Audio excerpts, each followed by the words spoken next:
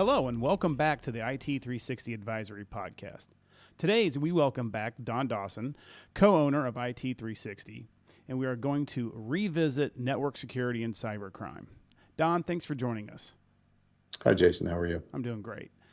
So, you've had firsthand experience and knowledge just as of late on this topic. Could you share a little bit about your experience? Yeah, so, from a cybercrime standpoint, it's always been happening. I mean, let's be honest, ever since computers have been around, somebody's been trying to get into them. The motivation has changed. There's a lot of money changing hands. The latest version of cybercrime is ransomware. Mm-hmm. And the simple part of it is they get into your system one way or another. They encrypt your files, which means you can't use your files, and then they demand a ransom for them to unencrypt the files so you can get them back. So that's kind of the latest and greatest. We're starting to see it happen more and more. There's different flavors that they're rolling out. Some, if you have good backups, you can get your data back, but now they're also exfiltrating that data. So they're taking copies of your data and keeping it and saying, well, if you recover from backups and you don't pay the ransom, then we'll publish your data out to some site, so all your data will be exposed. Wow. So that has some other implications. So these guys are wanting to get paid one way or another, and they're finding ways to do it. Well, I think, we had that company call last week, and what was interesting about that was you're like, we're not dealing with like a mom and pop shop. Like, we're dealing with organizations, that are organized and do this for a living. And I think that's one of the biggest misnomers that people have out there is they're thinking it's a kid out in the Middle East who just needs some party money or something like that. But I think it's becoming a business, isn't it? Well, it's organized crime is what it is. I mean, once you start having ransoms of in the millions, that's when the bad boys come to play, right? They all want a piece of this. So, before it might have been just some very smart computer guys getting into networks. Now they have bosses, they have organizations, they have customer service to make sure that they're communicating to you on the back end to negotiate that ransom. So it is a full-fledged organizational effort because, one group alone that we know of, they made $100 million. And that was last year. And that was $100 million that we know of. That's the $100 million that people reported. That's not the tenfold X that people paid the ransom, not said anything, and moved on. Yeah, that's definitely, like you said, organized crime. Right. Well, I think, as I go around and talk to potential clients, everyone's like, we're too small. No one's going to look after it. We're not on anybody's target. And I think I read something the other day. It was 43% of all cyber attacks are really going after the small business.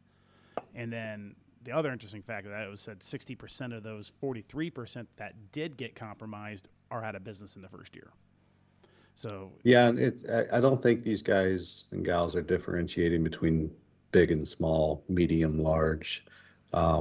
If you have a bank account and you have a pocketbook, you're a target. Because at the end of the day, they want you to pay that ransom.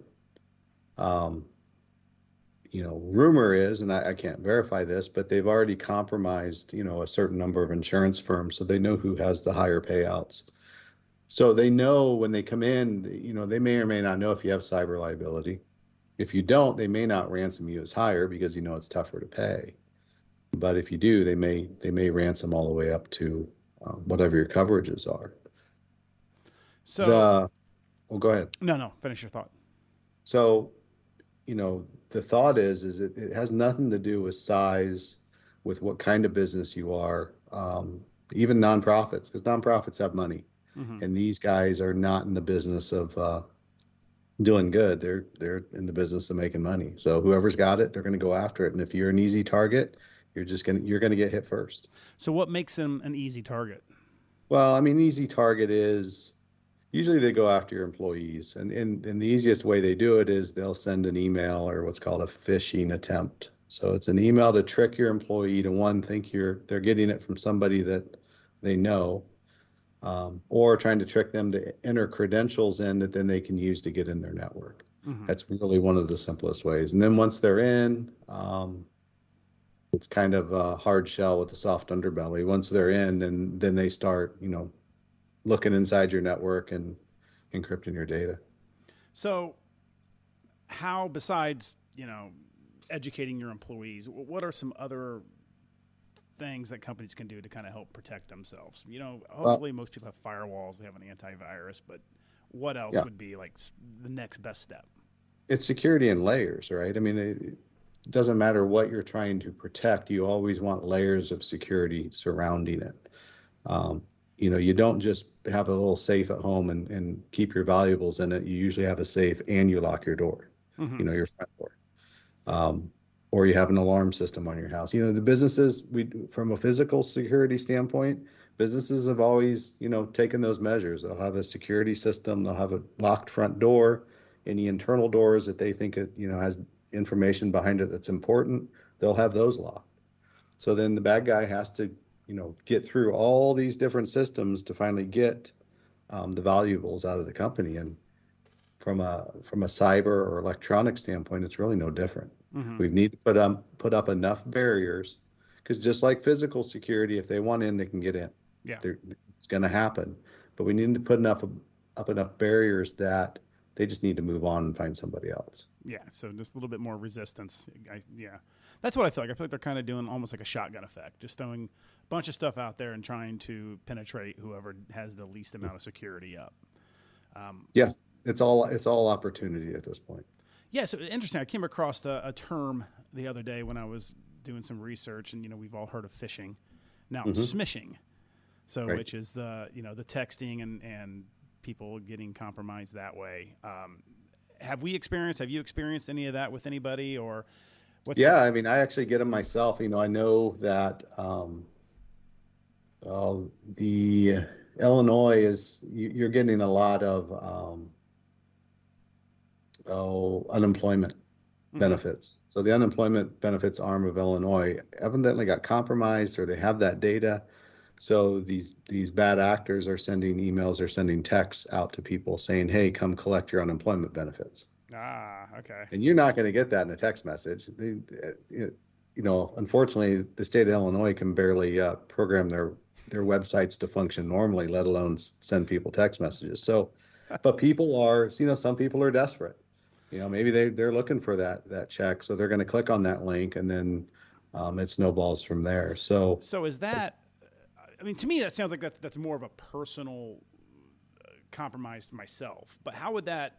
I guess if you click on it and you click on a link at your company's network, that's how it could affect. well, and let's think about what our company's networks are now after COVID. They're everywhere. Mm-hmm. They're in everyone's homes. All these people that work from home now, we've talked to our employees about it. You may not be a target, your kids might.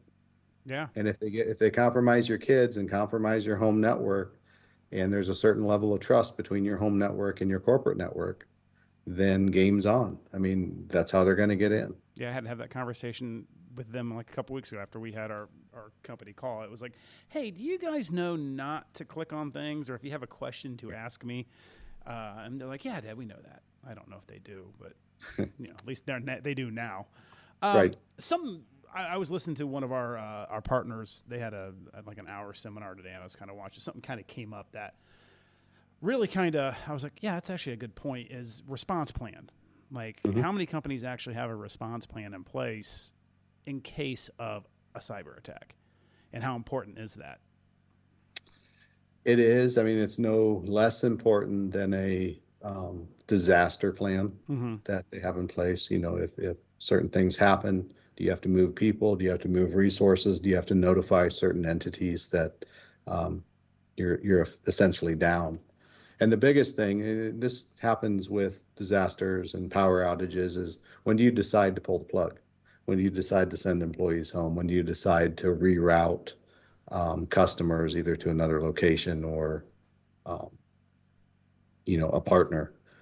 So yeah, it needs to be a part of the bigger thinking in the organization of, we have our disaster recovery plan.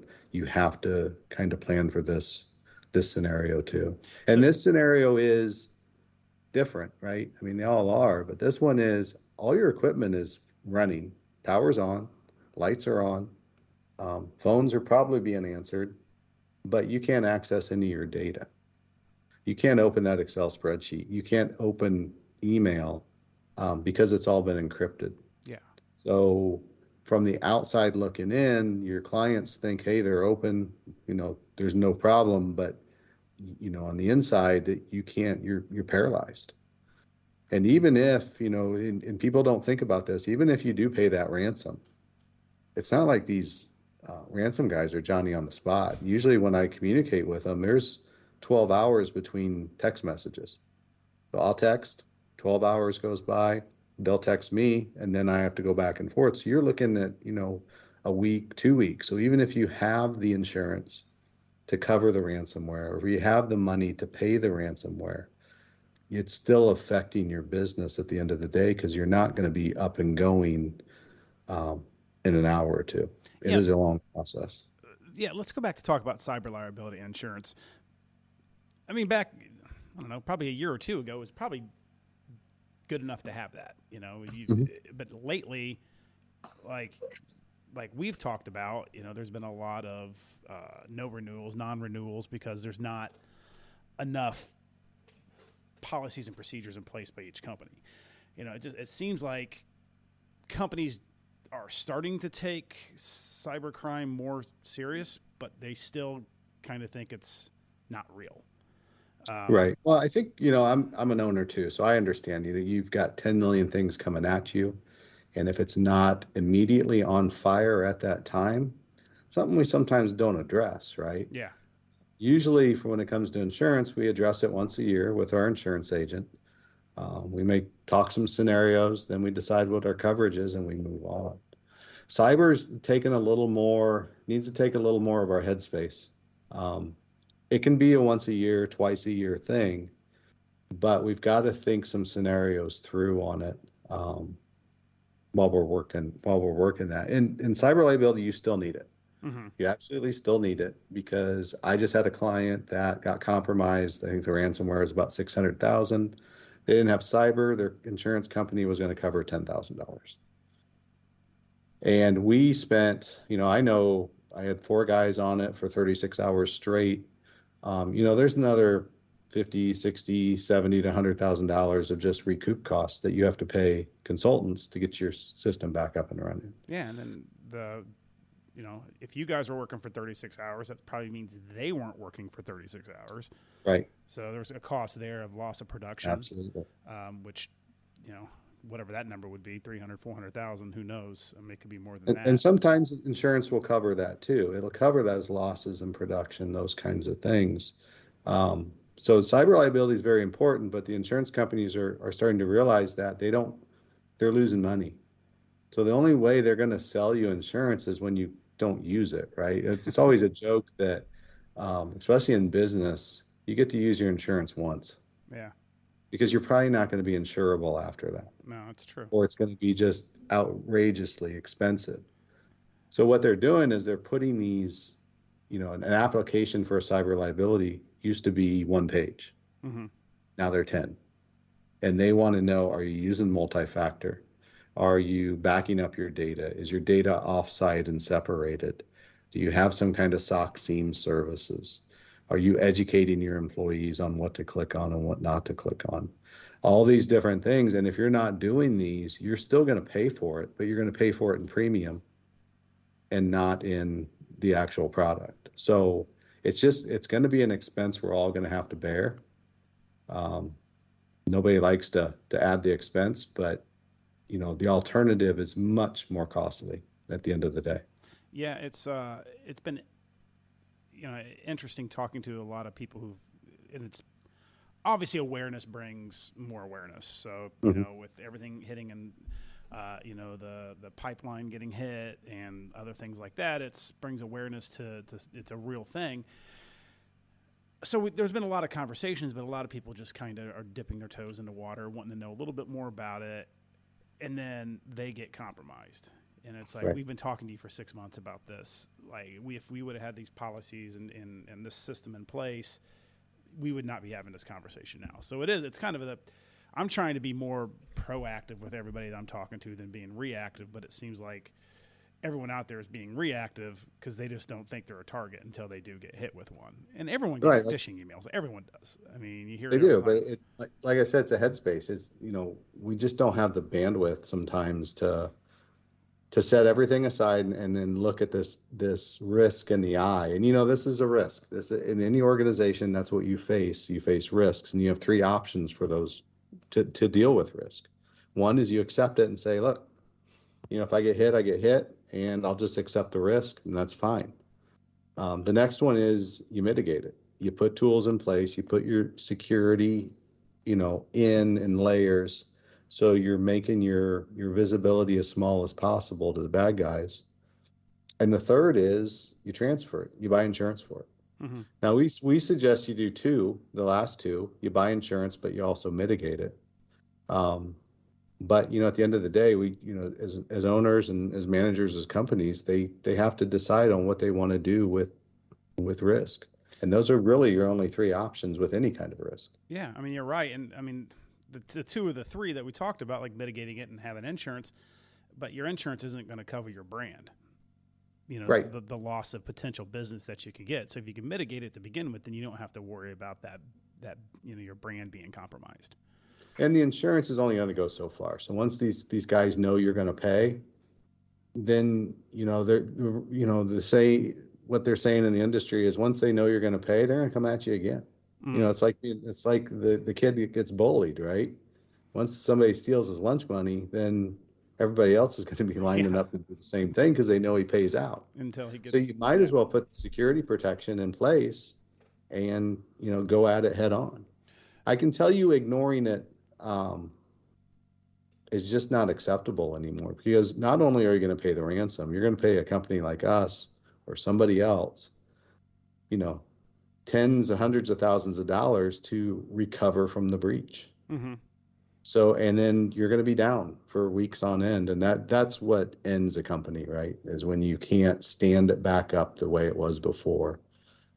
That's when things start sliding, especially with the limited resources we have for employees and everything else. Yeah, I think that was that 60% of businesses going out after the first year was kind of like, that was kind of a stunning number. But you think about a lot of businesses don't run on large margins.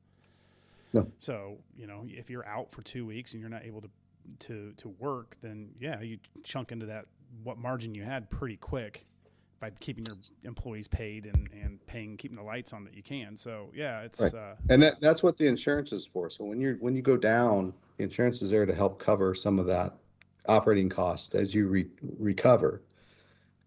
Every piece of security that you have in place allows you to recover faster. Mm-hmm. If you have nothing in place, then your recovery time is just through the roof. So the potential is, there's no 100%. So you could still get compromised. But with the right tools in place, you're going to notice the compromise much earlier. You're going to be able to mitigate it. So I always equate it like a car crash.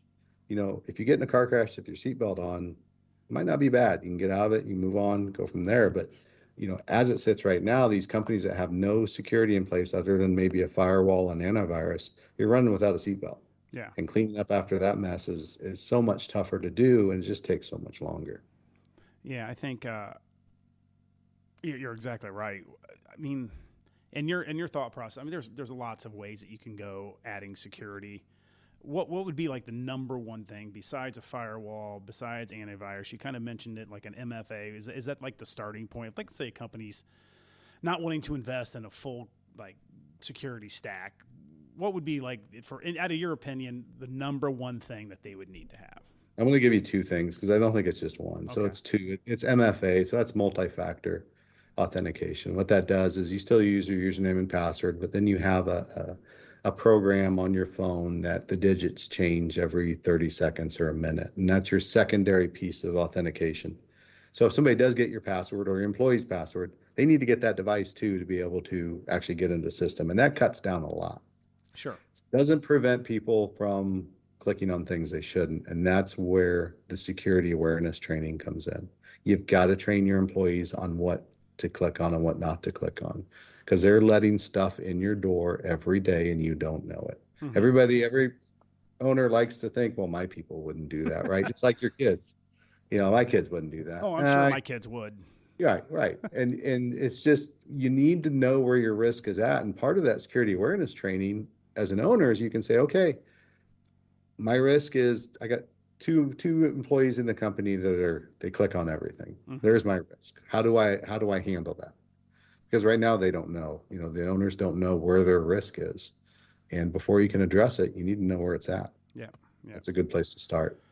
So those two, MFA and the training, they're lower cost too. They're easier in the door. It's just something everybody's going to need to start doing. Yeah, I think you said it right too. It's the more obstacles you can put in place, they're either going to stop trying to fight it and move on, or you've done a good enough job with putting the proper products in place to just stop it.